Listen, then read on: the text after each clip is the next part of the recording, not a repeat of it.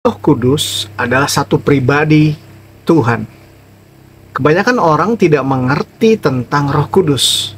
Kalau saya tanya kepada beberapa orang Kristen apakah sudah dibaptis Roh Kudus, mereka berkata belum, dan bahkan belum mengetahui tentang baptisan Roh Kudus. Shalom Sobat Dompras, apa kabar semuanya? Judul pada hari ini adalah apakah penting berbahasa roh? Di video ini, teman-teman semua akan menemukan tentang bagaimana menerima Roh Kudus.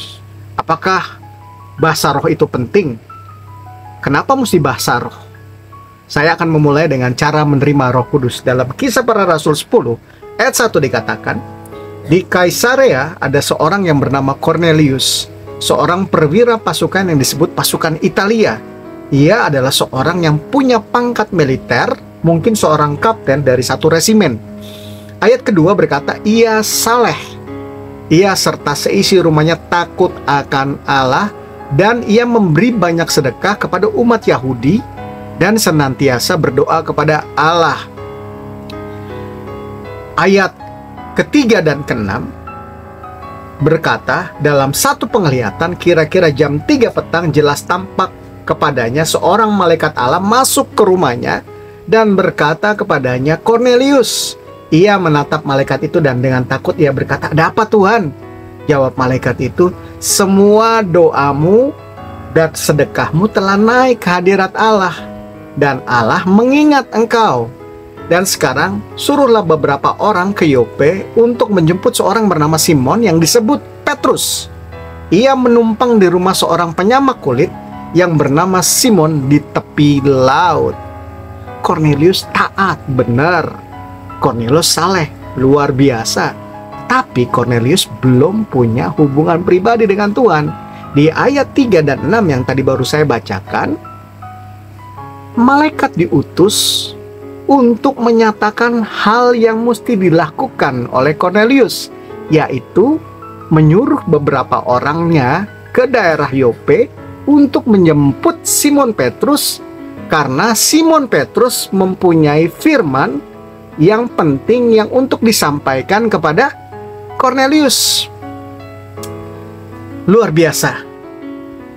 Di dalam Kisah Para Rasul 10 ayat 43 hal itu meneguhkan. Tentang dialah semua nabi bersaksi bahwa barang siapa percaya kepadanya, ia akan mendapatkan pengampunan dosa oleh karena namanya.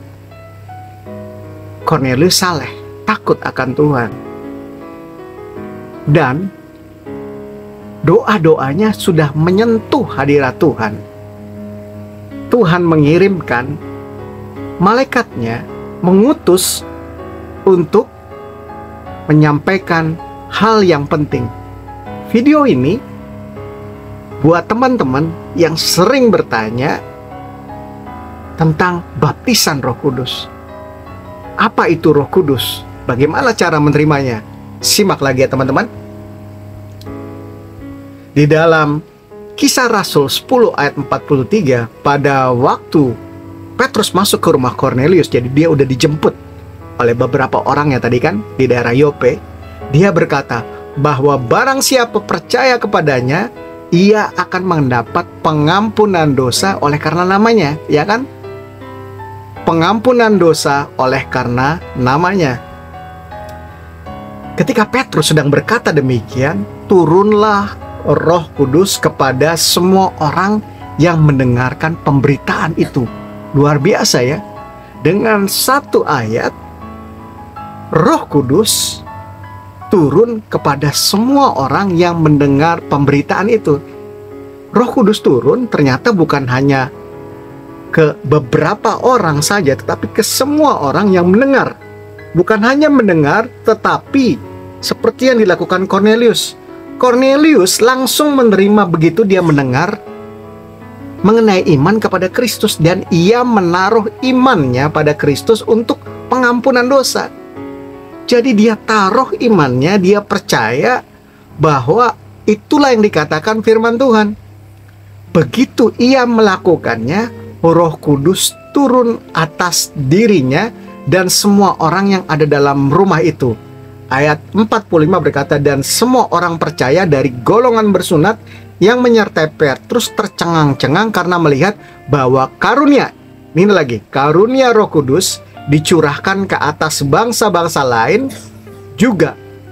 Bagaimana mereka tahu? Sebab mereka mendengar orang-orang itu berkata-kata dalam bahasa roh dan memuliakan Allah di ayat 46.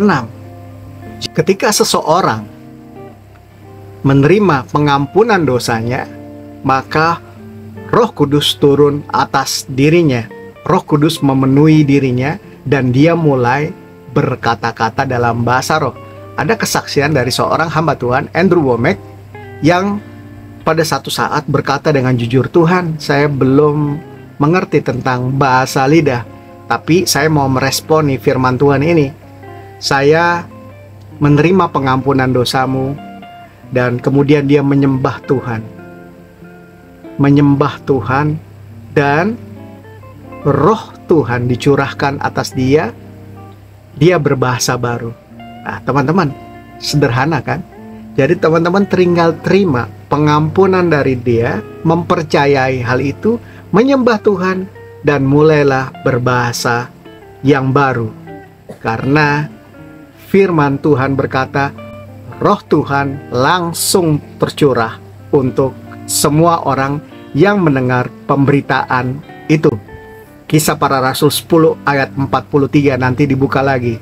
Jadi dengan cara itu teman-teman bisa mendapatkan baptisan Roh Kudus. Tandanya adalah dengan berbahasa roh. Yang berikutnya, dalam perjanjian baru, setiap kali Roh Kudus turun atas seseorang di perjanjian baru, sebuah karunia dari Roh Kudus akan bermanifestasi. Ya kan, benar Kisah Para Rasul 10:43 tadi, bahwa ketika Roh Kudus turun atas seseorang, Cornelius dan semua orang yang ada di situ, maka Roh Kudus akan bermanifestasi dan memberi bukti bahwa mereka telah menerima pemenuhan roh dengan berbicara dengan bahasa roh. Alkitab berkata dalam Kisah Para Rasul 2 ayat 4, "Maka penuhlah mereka dengan Roh Kudus, lalu mereka mulai berkata-kata dalam bahasa-bahasa lain, seperti yang diberikan oleh roh itu kepada mereka untuk mengatakannya." Siapa yang berkata-kata? Mereka yang berkata-kata. Siapa yang memberi perkataan-perkataan untuk diucapkan? Roh Kudus. Jadi jangan takut teman-teman. Dalam Lukas 11 ayat 13 itu meneguhkan kita. Jadi jika kamu yang jahat tahu memberi pemberian yang baik kepada anak-anakmu, apalagi Bapamu yang di surga, Ia akan memberikan Roh Kudus kepada mereka yang meminta kepadanya. Udah pernah minta belum teman-teman? Minta kepada Tuhan. Terima, percayai pengampunan dosanya, maka Roh Tuhan akan dicurahkan kepada teman-teman. Jadi hal itu bisa teman-teman langsung praktekkan di rumah. Puji Tuhan ya. Dan tunduklah kepada firman Tuhan atau Allah itu. Maka teman-teman akan mengalami hal yang indah tersebut yang dialami Cornelius dan teman-temannya. Manfaat dari bahasa roh. Pada hari Pentakosta mereka dipenuhi dengan Roh Kudus dan berbahasa roh. Manfaat yang paling besar yang diperoleh dari berdoa untuk dalam bahasa roh ada dalam Yudas 1 ayat 20. Saya bacakan. Tetapi kamu, saudara-saudaraku yang kekasih, bangunlah dirimu sendiri di atas dasar imanmu yang paling suci dan berdoalah dalam bahasa roh. Manfaat yang paling besar jadi adalah membangun diri kita dengan dasar iman yang suci. Berapa banyak orang yang dipenuhi dengan Roh Kudus? Dalam Kisah Para Rasul 2 ayat 4, "Maka penuhlah mereka semua dengan Roh Kudus." Mereka orang percaya yang berkumpul di saat itu kepenuhan dengan Roh Kudus. Nanti teman-teman bisa lihat Kisah Para Rasul 2 ayat keempat, teman-teman bisa lihat Kisah Para Rasul 2 ayat 1-nya. Di situ jelas dikatakan semua orang berkumpul menantikan tentang Roh Kudus ini. Apa yang mereka lakukan setelah dipenuhi oleh Roh? Yang mereka lakukan tadi sudah disebutkan dalam Kisah Para Rasul 2 ayat 4 juga, bahwa mereka berkata-kata dalam bahasa lain, ya kan? Maka penuhlah mereka dengan Roh Kudus lalu mereka mulai berkata-kata dalam bahasa-bahasa lain. Oke, jadi itu bahasanya bukan dimodifikasi, itu bahasa yang diberikan oleh Roh Kudus. Bagian mana dari diri kita yang berdoa bila kita berbahasa roh? Ya, bagian yang mana? Itu ada dalam 1 Korintus 14 ayat 14. Sebab jika aku berdoa dengan bahasa roh, maka rohkulah yang berdoa, tetapi akal budiku tidak turut berdoa. Ya, jadi kalau kita berdoa bahasa roh, roh itu berdoa, roh yang sempurna, yang telah mengurapi kita, yang ada dalam diri kita, yang berdoa kepada Tuhan. Jadi, teman-teman sekarang mengerti bahwa bukan pakai doa akal manusia, tapi Tuhan berkata doa yang dipimpin langsung oleh roh Tuhan yang di dalam diri kita orang percaya. Oke, bagian mana dari diri kita yang berdoa bila kita berbahasa roh? Maka rohlah yang berdoa. Kita tahu ya, jadi ya 1 Korintus 14 ayat 14. Sebab jika aku berdoa dengan bahasa roh, maka rohku yang berdoa, tetapi akal budiku tidak berdoa. Jadi roh Tuhan yang ada dalam diri teman-teman yang akan berdoa. Bila seseorang berkata-kata dalam bahasa roh atau lidah, kepada siapa dia sedang berbicara? Ayo, kepada siapa? 1 Korintus 14 ayat 2. Siapa yang berkata-kata dengan bahasa roh tidak berkata-kata kepada manusia, tetapi kepada Allah, sebab tidak ada seorang pun yang mengerti bahasanya. Oleh roh ia mengucapkan hal-hal yang rahasia.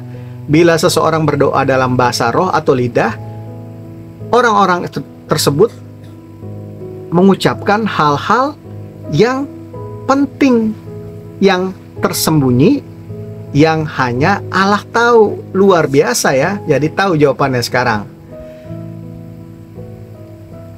Hal-hal yang intim antara kita dan Tuhan. Lepas pribadi ya. Pribadi lepas pribadi. Tadi saya udah baca, saya tegaskan lagi 1 Korintus 14 ayat 2. Siapa yang berkata-kata dalam bahasa dengan bahasa roh tidak berkata-kata kepada manusia, nggak berkata-kata kepada manusia, tetapi kepada Allah. Sebab tidak ada seorang pun yang mengerti bahasanya, oleh roh ia mengucapkan hal-hal yang rahasia. Luar biasa. Bila kita sedang berbahasa roh, kita sedang melakukan apa? Dalam 1 Korintus 14 ayat 16 dikatakan, sebab jika engkau mengucap syukur dengan rohmu saja, bagaimana orang biasa yang hadir sebagai pendengar dapat mengatakan amin atas pengucapan syukurmu?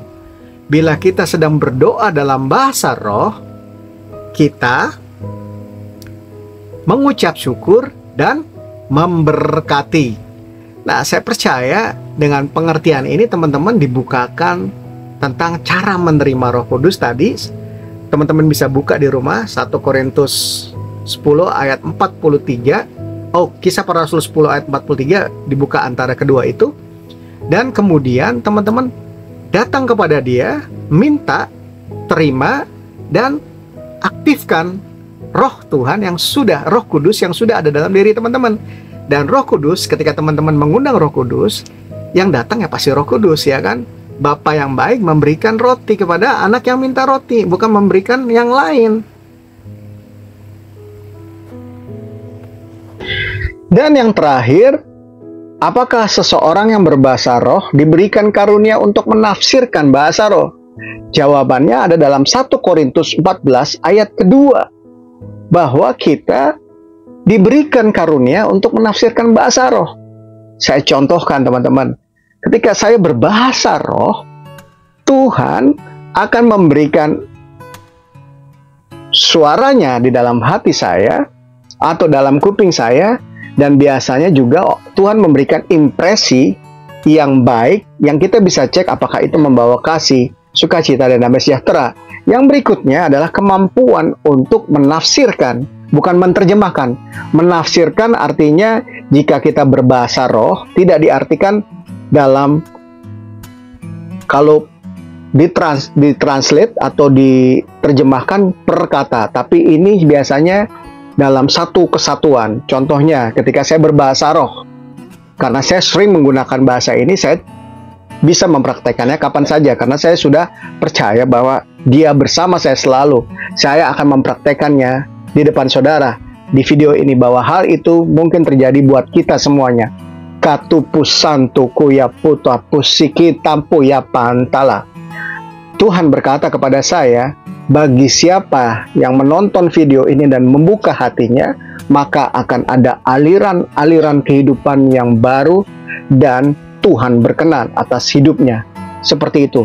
Pengalaman saya yang paling menarik tentang bahasa roh adalah tentang satu kata. Ketika kerinduan itu semakin menggebu-gebu, saya tidak mempedulikan apakah saya gereja mana atau mana, tapi yang saya percaya bahwa ketika saya rindu, Tuhan membuka jalan. Nah, banyak teman-teman yang berkata, wah, di gereja saya tidak mendapatkan pengajaran tentang bahasa roh, baptisan Roh Kudus.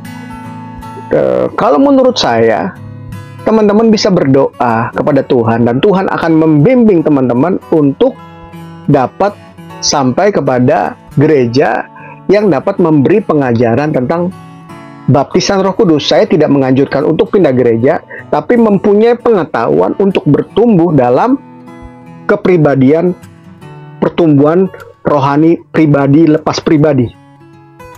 Jadi teman-teman, dengan penyampaian yang saya utarakan dari tadi di depan, bahwa teman-teman sekarang punya gambaran dan punya satu pengetahuan bahwa baptisan Roh Kudus bisa teman-teman alami dimanapun teman-teman berada.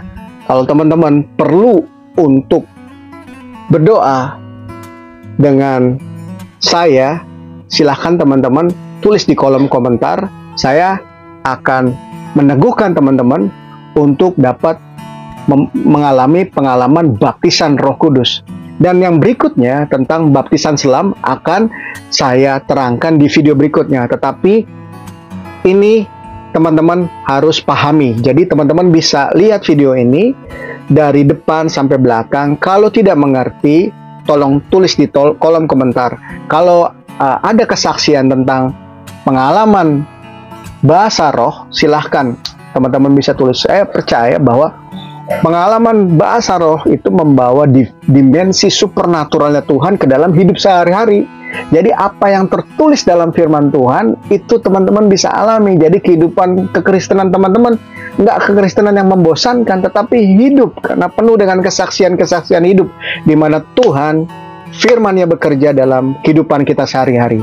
Oke teman-teman, Tuhan Yesus memberkati. Sampai ketemu pada minggu depan. Jangan lupa di subscribe dan like, share ke teman-teman yang membutuhkannya. Tuhan Yesus memberkati.